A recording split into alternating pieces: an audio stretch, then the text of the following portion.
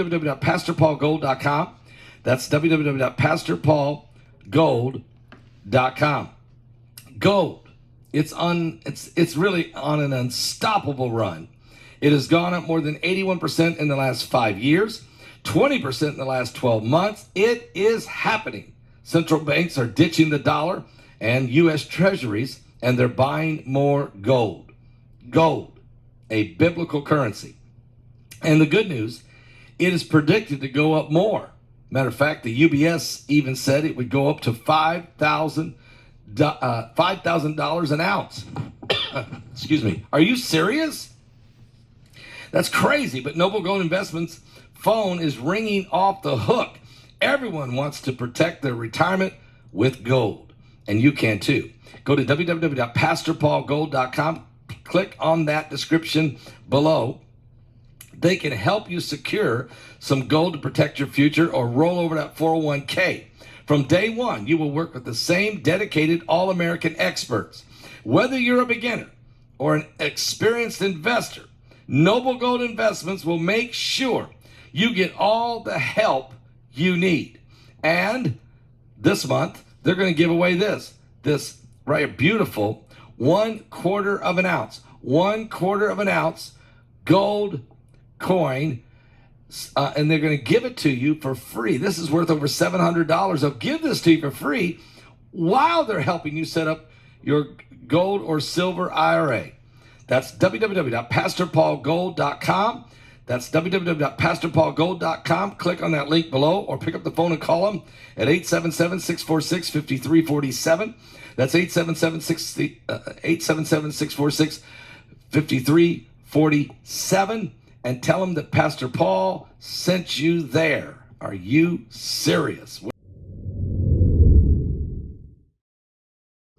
About a month ago, a meeting in Riyadh between U.S. Secretary of State Anthony Blinken and senior Arab officials erupted in a heated exchange between the UAE's foreign minister and a senior advisor to the Palestinian president.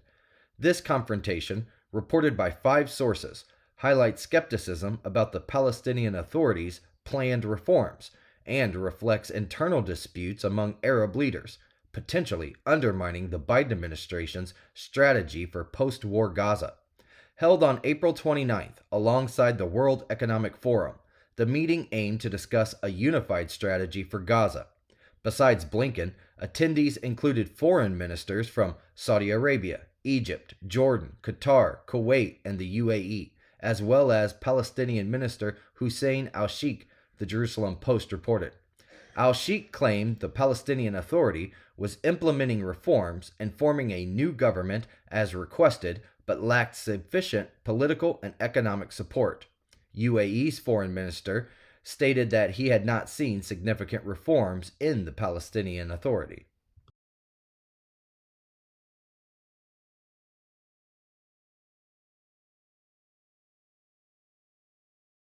The world is experiencing an alarming series of apocalyptic events, historic weather disasters, earthquakes, droughts, wildfires, impending economic collapse, the rise of AI. In Revelation 9/11, Pastor Paul Begley and Pulitzer-nominated journalist Troy Anderson investigate if these are the true signs of the end times. Is this the final meeting of current events and prophecy referred to in the Bible? Revelation 9/11. Order it on Amazon, Barnes & Noble, and Target.com.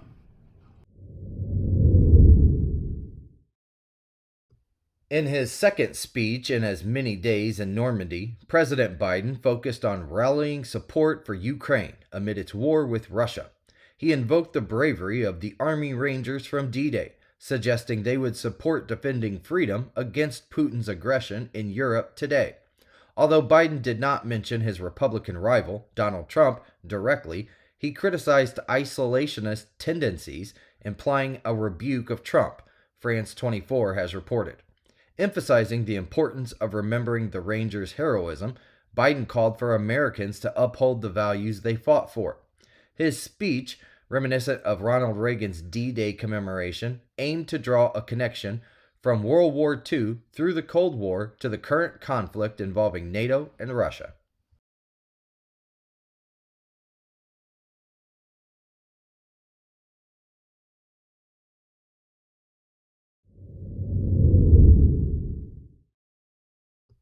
Russia has escalated its rhetoric against the West, accusing the United States of enabling Ukraine's alleged use of U.S.-supplied weapons against civilians in Russia, and blaming France for increasing tensions across Europe. Maria Zakharova, the Russian Ministry of Foreign Affairs spokeswoman, claimed that the U.S.'s approval for Ukraine to use these weapons against Russia equates to admitting responsibility for the deaths of civilians in the Belgorod region. U.S. Secretary of State Antony Blinken had confirmed that President Joe Biden allowed Ukraine to use the weapons to defend its northeastern Kharkiv region, but still restricted their use deeper into Russia. Zakharova asserted that the strikes occurred in Belgorod last week, citing fragments of HIMARS rockets as evidence, though no images or casualty numbers were provided and the claims remain unverified, Al Jazeera is reporting. Additionally, Kremlin spokesman Dmitry Peskov criticized French President Emmanuel Macron for exasperating European tensions by pledging to supply Ukraine with Mirage fighter jets and training for Ukrainian pilots.